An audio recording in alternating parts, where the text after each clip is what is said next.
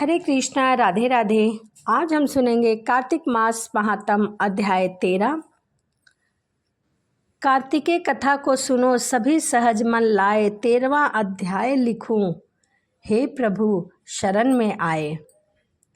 दोनों ओर से गदाओं, बाणों और शूलों आदि पर भीषण प्रहार होने लगा। दैत्यों के शिन्न प्रहार से व्याकुल देवता इधर उधर भागने लगे।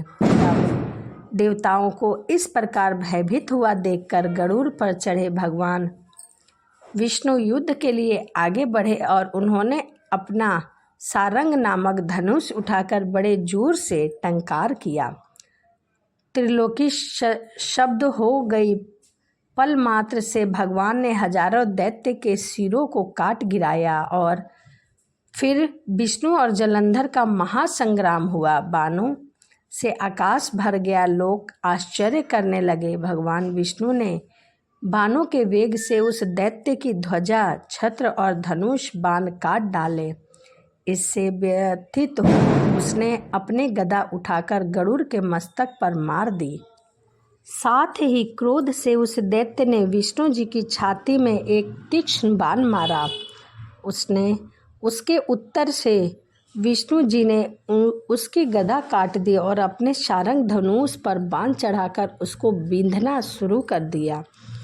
इस पर जलंधर इन पर अपने पैने बाण बरसाने लगा। उसने विष्णु जी को कई पैने बाण मारकर विष्णु धनुष को काट दिया। धनुष कट जाने पर भगवान ने गदा ग्रहण कर ली और शीघ्र ही जलंधर को खींच कर मारी, परंतु उस अग्निवत आमोद गदा की मार से भी वह दैत्य कुछ भी चला मान न हुआ।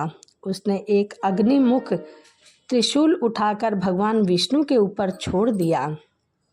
भगवान विष्णु ने शिव के चरणों का स्मरण कर नंदन नामक त्रिशूल से उसके त्रिशूल को छेद दिया। जलंधर ने झटपट विष्णु जी की छाती पर एक जोर का मुक्का मारा। उसके उत्तर से भगवान विष्णु ने भी उसकी छाती पर अपनी एक मुट्ठी का प्रहार किया। फिर दोनों घुटने टेक बाहुओं और से युद्ध करने लगे। कितने ही देर तक भगवान उसके साथ युद्ध करते रहे। तब सर्वश्रेष्ठ मायावी भगवान उस दैत्य से मेघवाणी में बोले, हे रण दुर्गम दैत्य श्रेष्ठ, तू धन्य है जो इस महायुद्ध में इस बड़े बड़े आयुधों से भी भयभीत न हुआ। तेरे इस युद्ध से मैं प्रसन्न हूँ।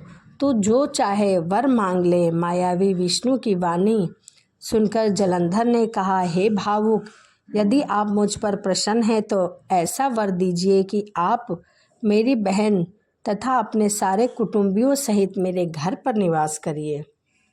नारद जी बोले, उसके ऐसे वचन सुनकर विष्णु जी को खेद तो हुआ, किंतु उसी क्षण देवेश ने तथास्तु कह दिया। अब विष्णु जी सब देवताओं के साथ जलंधरपुर में जाकर निवास करने लगे। जलंधर अपनी बहन लक्ष्मी और देवताओं सहित विष्णु को वहां पाकर बड़ा प्रसन्न हुआ। फिर तो देवताओं के पास जो भी रत्न आदि थे सबको ले जलंधर पृथ्वी पर आ गया। निशुंभ को पाताल में स्थापित कर दिया और देव, दानव, यक्ष, गंधर्व, सिद्ध, सर्प, राक्षस, मनुष्य आदि सबको अपना वंशवर्ती बनाकर त्रिभुवन पर शासन करने लगा। उसने धर्मानुसार पुत्रों के समान प्रजा का पालन किया। उसने धर्म राज्य में सभी सुखी थे। तो यह कार्तिक मास की कथा अध्याय 13 थी। वीडियो आपको कैसी लगी कमेंट ज़रूर करिएगा।